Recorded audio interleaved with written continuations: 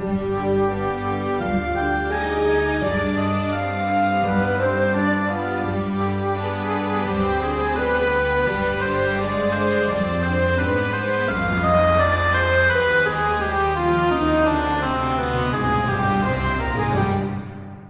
територијата на Македонија во времето на османлиите поминале бројни патници од различен профил и со различни интереси, при што оставиле интересни и корисни сведоштва за она што виделе и слушнале.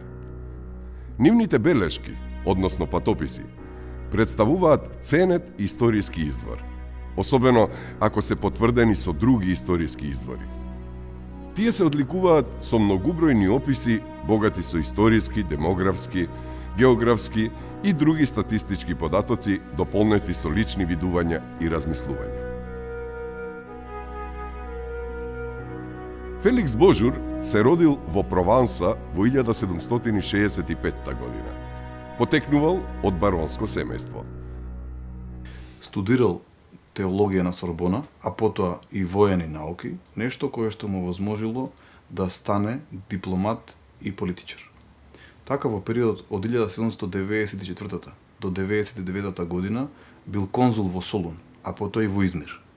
Во почетокот на следното столетие, во периодот од 1817 до 1819 година, станал и главен инспектор на сите француски конзулства на Блискиот Исток. Во неговиот патопис "Воено патување во Османлиската империја" или опис на нејзините граници и на главните природни изградени одбранбени средства, објавена во Париз 1829 година, тој ги запишал неговите белешки од престојот во Солун во периодот меѓу 1794 и 1799 година. Од овој патопис јасно се гледа дека тој бил испратен со задача да собира воени и стопанско-економски информации за Османлиската империја, кои потоа ги доставувал во Франција. Феликс Божур го пропатувал целиот Балкан и дал опис на неговите географски и топографски карактеристики, како и на патната инфраструктура. Во рамките на тие патувања, меѓу другото, тој оставил описи и за обичаите и традицијата во Македонија, како и статистики за некои од нејзините градови. Еве како тој ни го опишува своето патување низ Македонија. Излегувајќи од клисурата на Темпе во Тесалија, ја поминуваме реката Пенеј преку еден убав камен мост со 12 свода. И откако поминавме уште еден час одејќи крај неа, свртевме на север, од десната страна на Солунскиот залив, одејќи по една планинска разгранка од планината Олимп, која се спушта кон морето во вид на пирамида. Токму на врвот на оваа планинска разгранка ја изградиле тврдината Платамона, обичен квадрат заштитен на ќошевите со кули, кој во својот средишен дел има една поголема кула наменета да служи како за солниште. Оваа тврдина, која се смета за клуч на Македонија, лошо е изградена и би било бесполезно да се реконструира при едно ново планирање, бидејќи таа е надвишена од соседните возвишенија.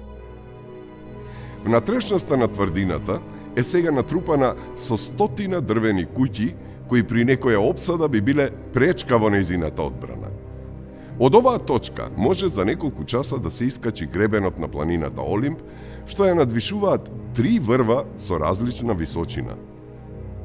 Оној од средишниот дел, речиси секогаш украсен со снег, има повеќе од 2000 метри височина, а другите 2 врва се малку пониски. Оној од северната страна населен е само со мечки и дивокози, додека оној на југ населен е со калуѓери од манастирот Свети Денис. Денес, на средишниот врв на местото на еден поранешен олтар посветен на Јупитер, се гледа црквичка посветена на пророкот Свети Илија, каде секоја година во месец јули калуѓерите од овој манастир одат на аджилак. Патот кон Македонија, продолжува Божур, минува под тврдината на Платамона и се спушта низ една длабока котлина покрај брегот на Солунскиот залив, во почетокот на една голема котлина. Тоа е котлината на Пиерија, со која започнува Македонија. Попатно поминавме една река, каде патот незабележително се искачува и минува низ долго рамно возвишение кое се пружа кон заливот на Солун и на чиј крај се наоѓа градот Катери или Катерина, како што обично го нарекуваат. Катери, некогашен Хатера, е отворен град, населен од 4-5 жители и управуван од еден бег. Тој држи повеќе чети од албанци во војничка служба со кои ги чува сите клисури од западниот дел на Македонија. Еден од најкарактеристичните патеписци кои оставиле важни информации за Македонија е патеписот Феликс де Божур. Тој е патеписец со огромно познавање на историјата на Османлиската империја и на историјата на Балканскиот полуостров, на државите кои порано биле формирани тука. И неговата примарна и главна цел за посета на Балканскиот полуостров била да ја проучи инфраструктурата, воената и патната инфраструктура на Балканскиот полуостров и на Македонија. Патот од Катерини за Солун излегува од котлината на Пиерија, искачувајќи се на речињата што се пружат покрај заливот. Тие се одделени со високи планини, на чии задни страни тече реката Халиакмон, Бистрица. Низ повеќе или помалку длабоки долини, познати кај старите под името клисури на Пидна. Патот, трасиран на остатоците на еден антички пат, ги следи врвовите на возвишенијата и се искачува во селото Китрос, а од тука во селото Лефтерохори, изградено на доминантната точка на гребенот. Изгледа дека селото Китрос е сместено на местото на Пидна, а Лефтерохори на местото на тврдината Метон, при чија опсада Филип, таткото на Александар, загубил едно око. Веројатно во овие клисури римскиот генерал Паул Емил го победил Персеј, последниот крал на Македонија.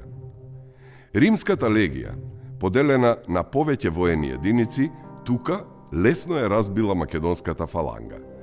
Оваа фаланга, основана во времето на владењето на Филип III, во битката кај Кино Кефал, била уништена за време на владењето на Персеј, неговиот син, во битката на Пидна.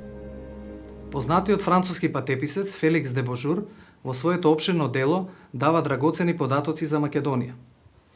Тој покажал дека одлично е познава античката историја на Македонија, но исто така и географијата.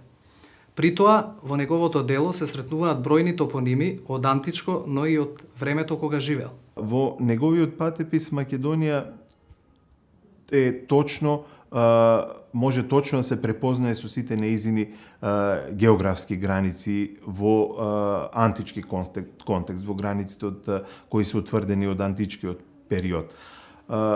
Неговото огромно познавање на воената стратегија се препознава во неговиот патепис, затоа што тој, например, дава сугестии во неговиот патепис кога евентуално би се вршила некаква инвазија на овој дел од османлиската територија, кои би биле најпожелните правци по кои би можело да се влезе на оваа територија.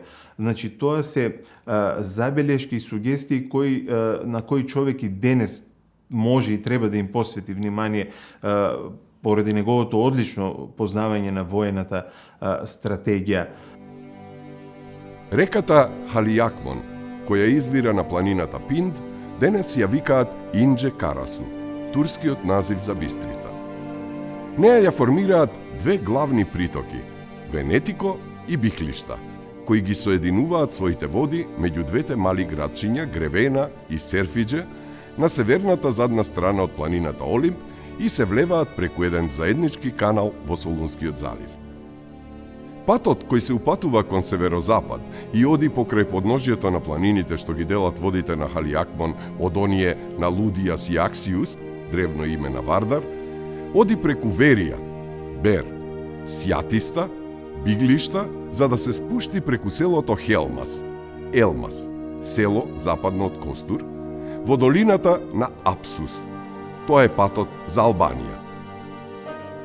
Верија, поранешен Береа, Бер, сместен е на планината Бермиус. Сјатиста е сместен на една мала притока на Халиакмон, а Касторија, поранешен Целетрум, древно име за костур, околу едно езеро на кое и му го дал своето име. Последниот град, односно Костур, е единствен кој има воено значење, бидејќи е затворен со зидини и изграден на еден полуостров од езерото, чијшто многу тесен проток може лесно да се брани. Патот за Солун, насочен на североисток, ја минува реката Халиакмон меѓу селото Милова и селото Капсохори и минува низ еден низок и мочурлив предел кој се протега како појас околу Солунскиот залив. Овој предел всушност е почва од наноси и е испресечен со природни ливади кои изгледаат како острови сред море. Но одејќи напред, земјата станува се пооголена, покриена со дрвја, а пејсажот се разубавува. Патот во зима е каллив и во таа сезона потребни се двојни или тројни запреги од биволи кои тука се користат за превоз. Се оди по стар пат, денес многу оштетен, кој води под течението на една река. Тоа е еден многу тесен канал кој едни го сметаат за природен, други за вештачки, низ кој водите од езерото Јени полека истечуваат во полето или се губат во Аксиус кон неговата утока. Езерото што ја излева својата вода во каналот, откако ќе ја прими од малите рекички кои доаѓаат од Нијауста, древно име на Његуш, Водине, Воден и Моглена, Меглен, се пружа покрај брегот на северозапад и своето име го добива по малото градче Енидже, изградено на неговите брегови. Денес, тој е главен пазар на целото ова крајбрежје, каде што се одгледува многу добар тутун. Његуш, Водине и Моглена, сместени на северниот пат на басенот на Енидже, се мали градчиња пововлечени во планините. Његуш има 3 или 4.000 жители кои произведуваат убави материјали од свила и памук. Водине има 5 до 6.000 жители. Просторот што го обработуваат добро се наводнува и е мощно разновиден. А Моглена е само сиромашно село, иако неговата територија е многу погодна како оние на Његуш и на Водине за одгледување на тутун и на боболки. Од Енидже до Водине се оди покрај притоката на Лудијас, која излегува од езерото Острово и Кајлар. Долината што ја следиме постепено се стеснува како Инка. Градот се наоѓа во заднината на една падина од планините. Водите од езерото Острово се спуштаат од овие планини и образуваат водопади што можат да се споредат со оние на Тиволи, Тибар, река во Италија кај Рим, позната со убави водопади. Водине, порано Едеса, денес е прочуен по своите водопади, како што некогаш бил познат по гробниците на македонските кралеви.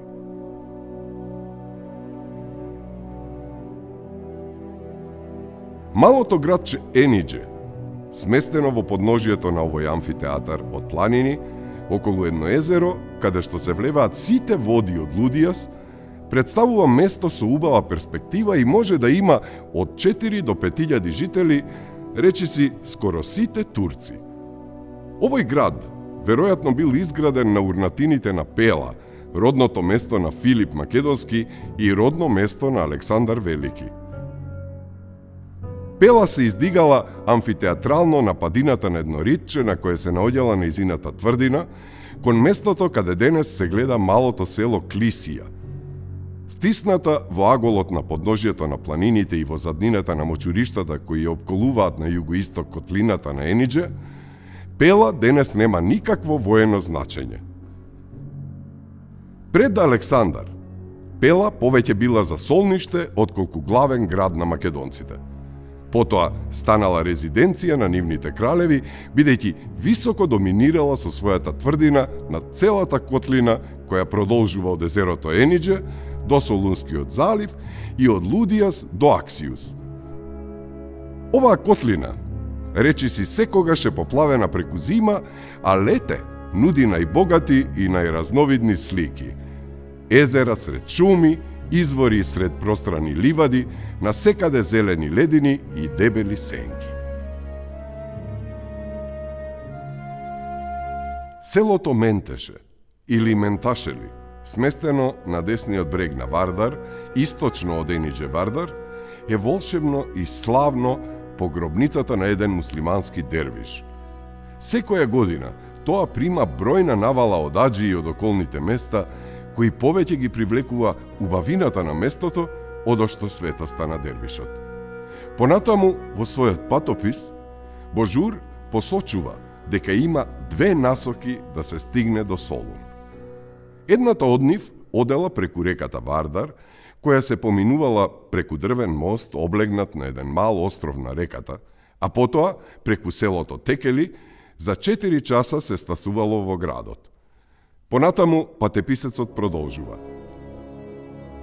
Аксиус, или Вардар, како што денес го нарекуваат, извира во подножието на северните планини и се упатува на југоисток.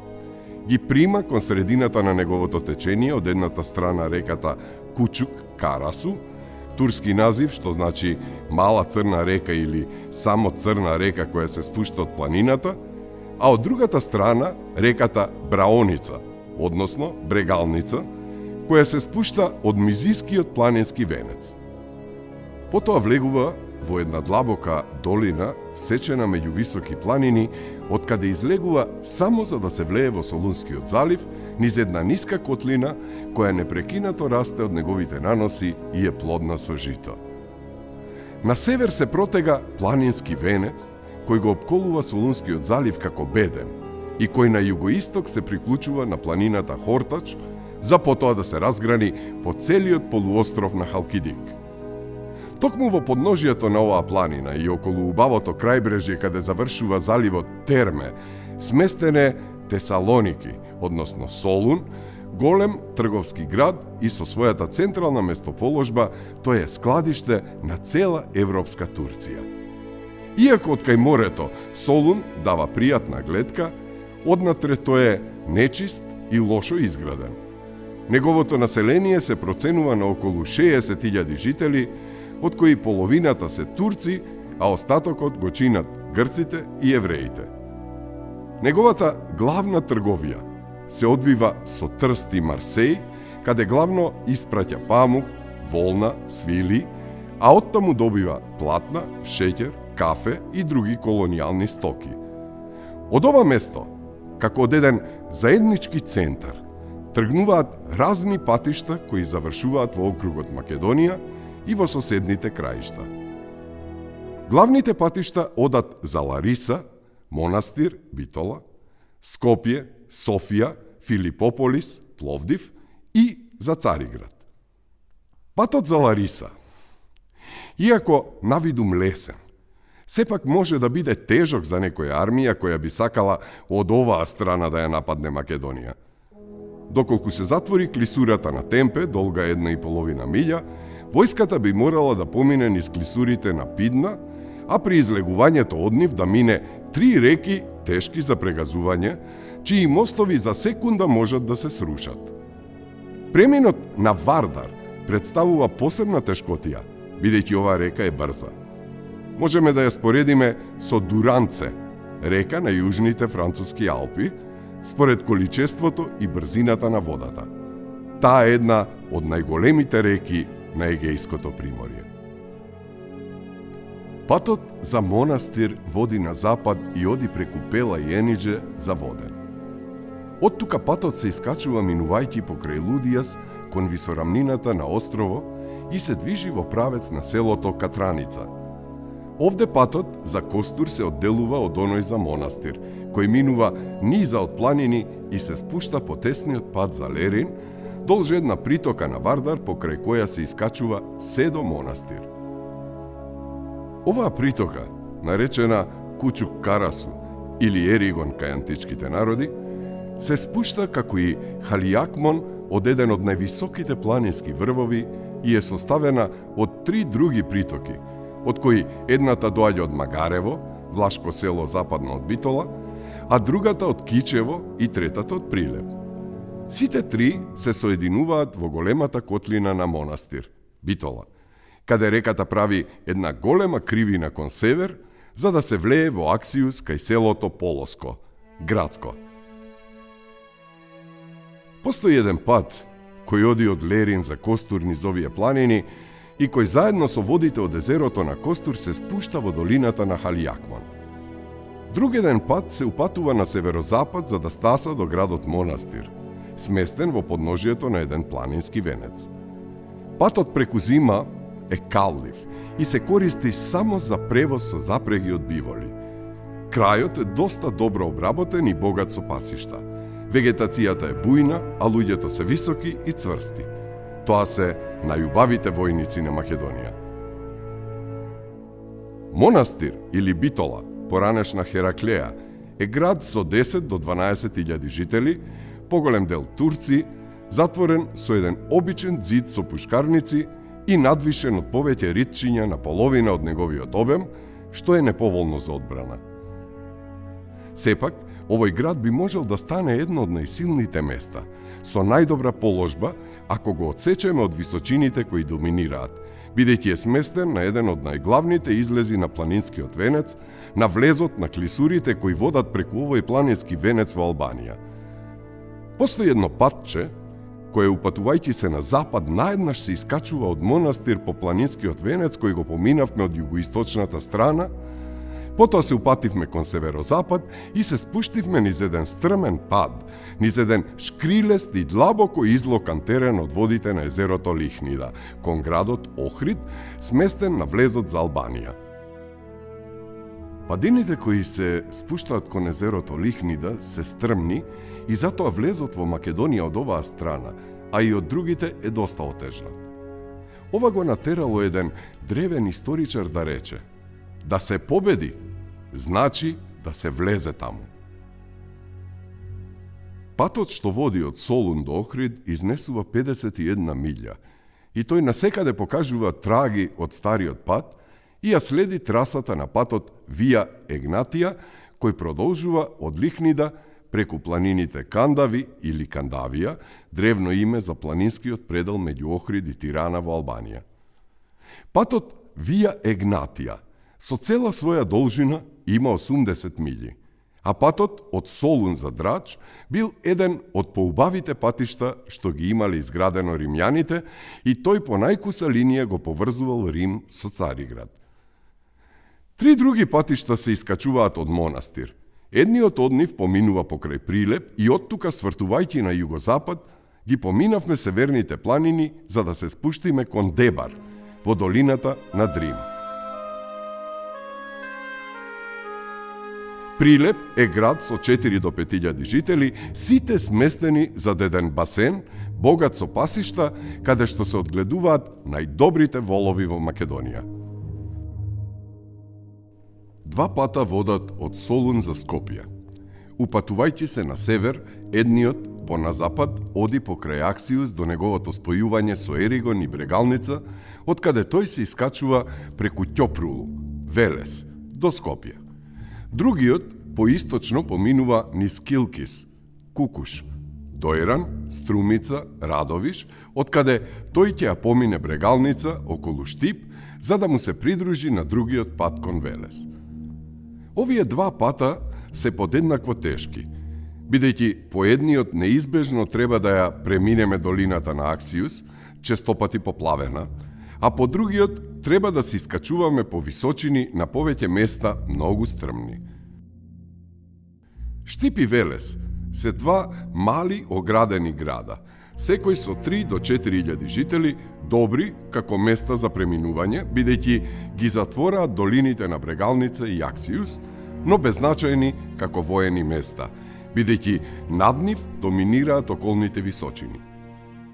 Феликс де Божур ги посетил сите најважни градови во Македонија, оставил сведоштва за нив, меѓутоа, меѓу тие сведоштва, најважно место зазема неговата стратешка положба и неговата одбрамбена позиција.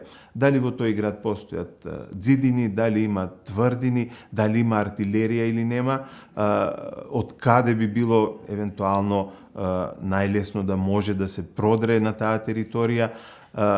И од тој аспект патеписот на Феликс де Божур е една изворедна воена анализа на таа инфраструктура која постои на територијата на Македонија во тој период. Се разбира, како и сите други патеписи, тој остава други податоци. Остава податоци за него исто така се важни, например, бројот на населението, какво е населението, бидејќи сите тие елементи биле важни за него, за неговата цел со која тој поминал низ овие територии, и подоцна овој свој патепис го објавува во Франција и представува една многу значајна литература која била читана и од обичните луѓе, меѓутоа неговата анализа била една од досега познатите патеписи од тој период, е една од најкомплексните анализи од тој аспект на територијата на Македонија, одвоен аспект во однос на инфраструктурата на патиштата, во однос на тврдините и во однос на приодите кон таа територија. Околу Штип се гледаат урнатини од една стара тврдина, изградена на едно возвишение од поранешните кралеви. Но Ќопрули е значаен само по тоа што бил лулка на една славна фамилија која дала повеќе големи везири на царството. Се мисли на познатото семејство Ќопрули, кое дало неколку славни големи везири кои кон средината на 17-тиот век за момент ја вратиле старата слава на Османлиската империја.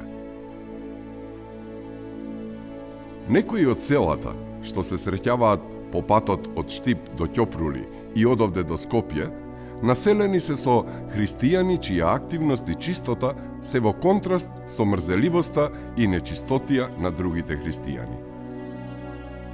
Скопје, поранешен Скупи, е град со 5 до 6.000 жители, сместен на левиот брег на Аксиус и опколен со ритчиња, од кои на една од нив се наоѓа стара тврдина која пропаѓа во урнатини, а на која се поставени повеќе топови.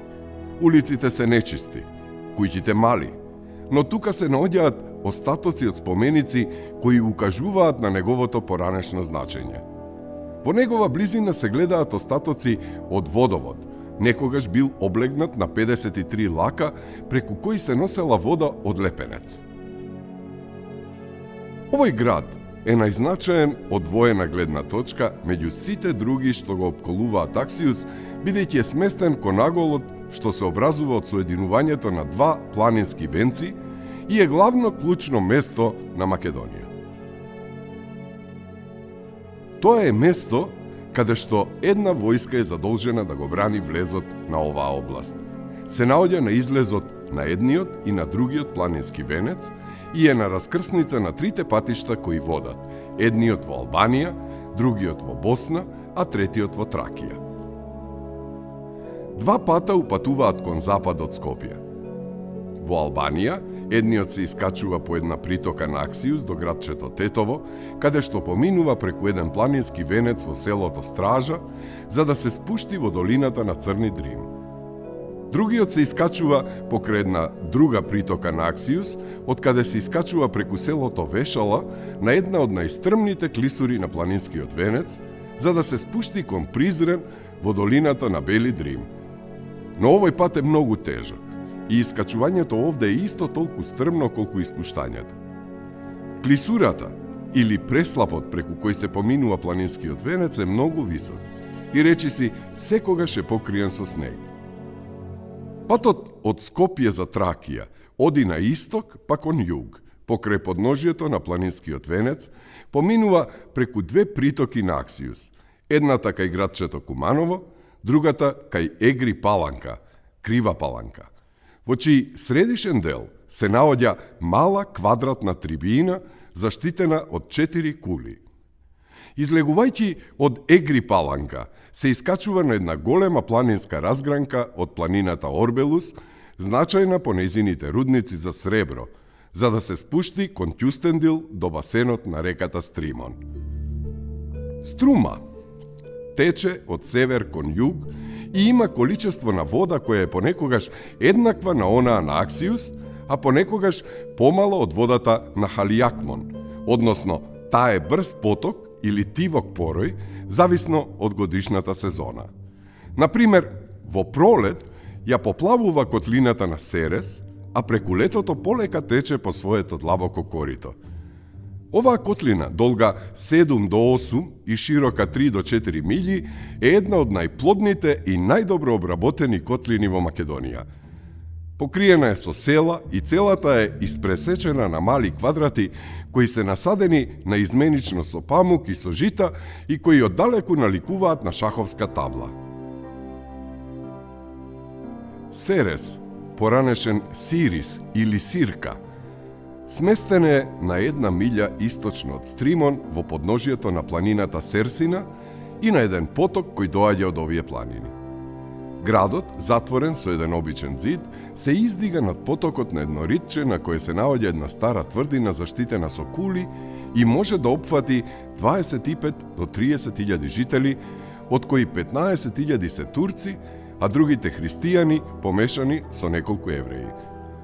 Овој град, најнаселен во Македонија по Солун, е главно складиште на македонскиот памук кој од тука се пренесува во цела Турција и дури во цела Европа. Има повеќе работилници каде што се преде или ткае и каде што се бојадисува платното. Тој е еден од големите пазари на европска Турција и центар на сите врски со соседните градови. Еден пат оди директно од Серес за Скопје по долината на Аксиус. Тој најпрви оди од север и излегува од котлината на Серес кон градчето Демирхисар, заштитено со една стара тврдина, за одново да се искачи покрај Стримон кон Петрич. Од тука, свртувајќи на запад, се искачува до реката што доаѓа од Радовиш, а која со своето количество вода и со должината на својот тек изгледа дека е Понтус, како што ја нарекувале старите народи. Оваа река, сега наречена Струмица, се мисли на реката Струмешница, е главната притока на Стримон, како што Еригон е главната притока на Аксиус, и еве зошто старите народи сметале дека овие две теченија се дел од главните реки на Македонија. Малите градчиња, со по 3 до 4.000 жители што ги среќаваме на притоките на Понтус, се Петрич, Струмица и Радовиш. Тие немаат никакво воено значење, а се оградени со бедем или ѕидини само за да ги штитат од нападите на кратците. Патот што води од еден до друг град минува крај Понтус и има многу разновиден пејсаж. Околните планини се покриени со дрвја и со трева се до врвот, а многобројните потоци кривулкаат како змија сред зелените ливади. Во низините се забележуваат воденици, на височините околу групираните села на највисоките врвови има мали шумички и насекаде насади од тутун и пченка. Но од другата страна, пејзажот на Радовиш го менува изгледот. Теренот станува посуров. Од тука, по една тесна долина и по стрмна падина во долината на Брегалница, се стигнува во Штип. Од тука за Скопје се оди по долината на Вардар. Тука Феликс Божур го завршува делот од патописот кој се однесува на Македонија. Очигледно е дека овој француски патописец одлично ја познавал и историјата на античка Македонија, но исто така и нејзината географија. Феликс Божур ја перцепира и ја разгледува Македонија како единствена географска и природна целина, точно одредувајќи ги нејзините граници во контекст на нејзиното античко минато и точно одредувајќи ги соседните области со кои таа граничела од четирите страни. Овој патопис на Феликс Божур покажува дека територијата на Македонија, како единствена целина со своји карактеристики, веќе започнала да излегува од заборавот во кој западнала во претходните векови и станувала се поприсутна во научниот и јавниот дискурс на европските држави.